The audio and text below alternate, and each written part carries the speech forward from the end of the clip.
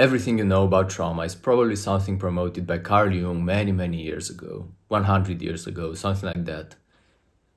Everything we know, everything psychology knows about trauma seems to have started from his work. And although his work has been fantastic and provided a lot of value to the society, I'm here to present a different perspective from the standpoint of a contemporary of his, which is Alfred Adler. Now, I'm not a specialist, I'm not a psychologist, I'm just interested in this topic of Adlerian psychology, and I believe that that Alfred's way of thinking and his individual psychology, as he called it, are a very interesting take on life. Although it's called Adlerian psychology, or as I said, individual psychology, this is quite different from the normal psychology, as you would call it. It resembles philosophy in a way, but it's very interesting. We'll get to that point. The name of individual psychology comes from the idea of holism, that the person, you, me, everyone, we are all a whole, an entity that cannot be further divided into any parts. That is to say that your emotions, your mind is not separate from your body, and that they can never be separate. This is very important. Because if you think about this, your mind is not separated from your body, they are always connected. Your conscious mind is not separated from the unconscious mind. Again, they are connected. And you as a whole cannot be divided any further. Having that said, we can draw the conclusion that our emotions cannot act for us. Our emotions cannot make decisions, cannot make us do something that we don't want to do. Because we take the decisions as a whole, we act as an entity, as one entity. Now, if we act as one entity, that means that if we obey our emotions, we actually want to obey our emotions. It's not that they have control over us. It's not that you did whatever bad thing you did because you felt that way. Is that you obeyed the feeling because a part of you at least wanted you to obey the feeling.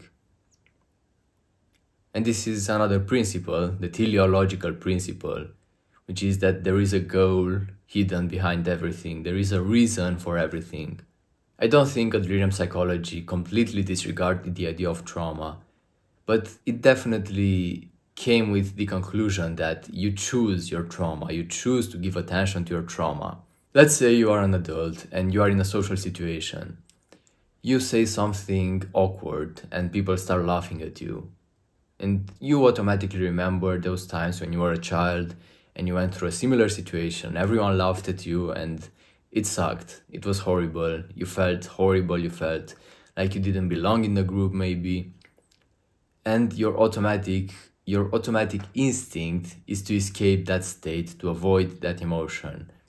When you intend to avoid that emotion and that state, you set a goal of avoiding that state. And what do you do when you have a goal? You try to fulfill it. And what's the easiest way to fulfill that goal of avoiding such situations? Well, giving attention and importance to your trauma. Remembering everything about that trauma.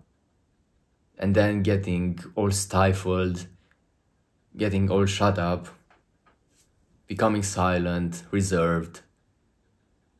Because you have the goal of avoiding such situations.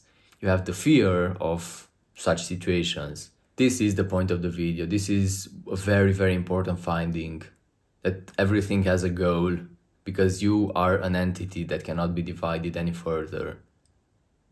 Your emotion of fear didn't take over. You allowed it to take over because you had that goal to avoid such a situation. Let's say you are angry and you start shouting at someone, you start breaking stuff. Why do you do that?